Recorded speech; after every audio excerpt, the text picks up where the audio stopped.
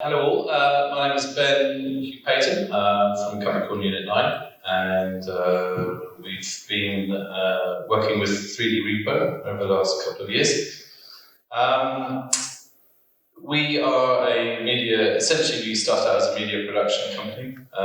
We do events and experiential apps, we do websites, and we hopefully try and bring in a little bit of creativity to the process. And what we started doing, as one of our chief technical officers' sort of burning ambitions is to start using the technology we use for marketing and start making it to more applicable real-world applications and actually getting some use out of it rather than just being a quick flight of fancy marketing, buy this, buy that.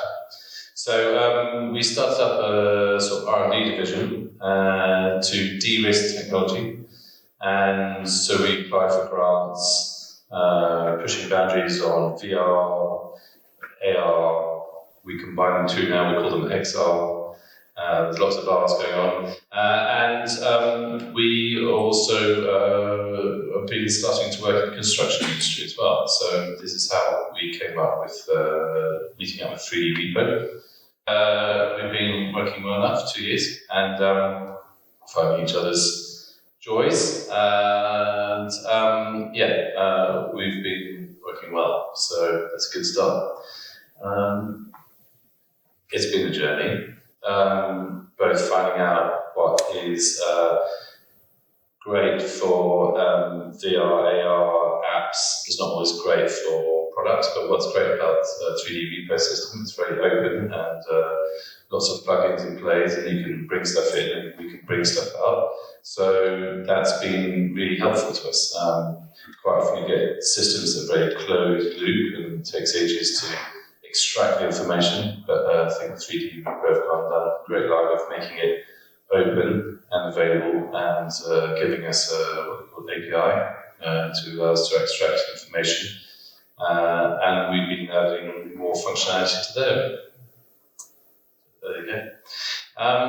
And it was the sort of the baby start-off point where we used lots of different functionalities to get BIM, more people using BIM and also using it in a more in a better way, and also trying to get it out into the field a bit more.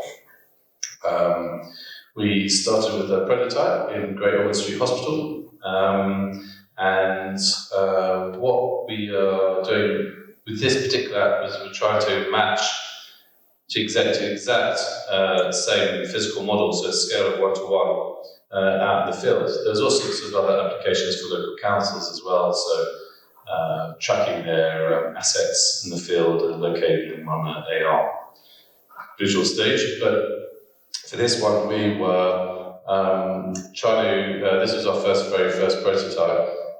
Basically, we aligned the BIM model to the room, and then with faders and sliders, you can actually see through the walls what should be there, what isn't there. Obviously, that's a whole pile of rubbish, but that should be a couple of pipes. And it really starts to, allow people to see where the stuff's going. You can also do lots of working out where things aren't meant to be. There's plug holes in the wrong place, or it all depends, of course, the quality of your BIM model, which is very important. But in this one here, the plug socket was out of alignment, so we found that as a snag and a change, and that can be registered back to all the quality development or quality managers and rectified. A report gets sent back, and there we go. So that was sort of where we started, and here they're just finishing up, which is very good. Good timing, lads. So the next stage, I think we're going to now. BIM is really heavy, especially when you've got a small iPad, it's not a very big computer, and it's almost as heavy as that, which is really heavy. But obviously, so it's quite difficult to get a massive model with everything in it on an iPad and walk around it.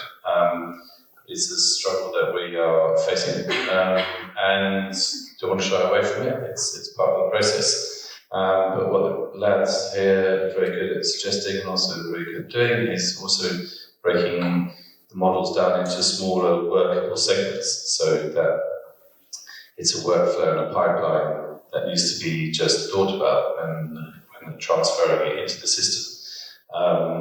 It is, as I said, a small iPad. It's not amazingly great on the processing power, so we have to work with smaller models. But the thing is, you're never going to go around the whole site in one day, in one go, so this kind of works to our benefit.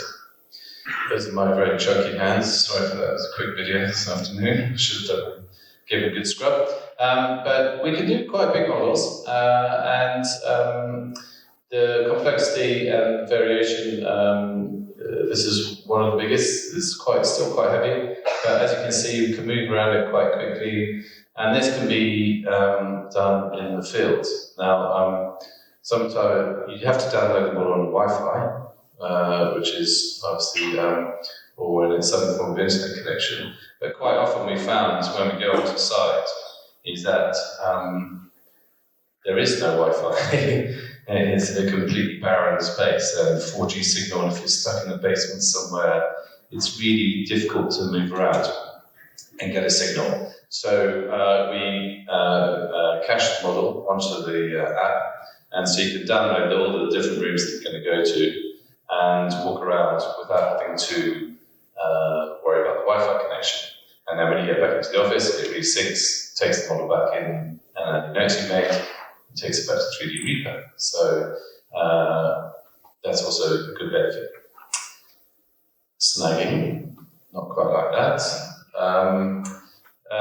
Yes, we've also integrated the issues list into the app. So with all the different things, this is just a very early example, but this is, you can add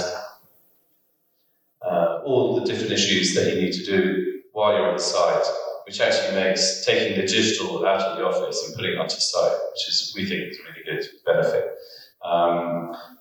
As you can see, you can add all the emissions. You can also add in any extra notes, and that gets sent straight into the 3D Repo system once we're connected back into the internet. You can also draw onto the thing to make sure you know exactly what you're talking about, and also you can take pictures as well. So that's one of the great benefits of doing of the app. We're still in alpha-ish, getting quite close to beta, and we think that it still has a huge amount of possibility and potential. And like I said, it's about getting the systems not just in the office, but out into the field, making BIM more viable, making it more accessible, and spreading the word throughout, letting more people use it for what it's meant to be. So I think at the moment, it's a small amount of people can use it. But if quite a lot of people have got iPads now, people are on site, everyone can have a look. We've got the AR capability, so you can go and match the drawing onto the site, which is also another great thing. And making BIM more accessible to everyone else, which is the end of my thing. So I'd like to say thank you very much. And yeah, thank you.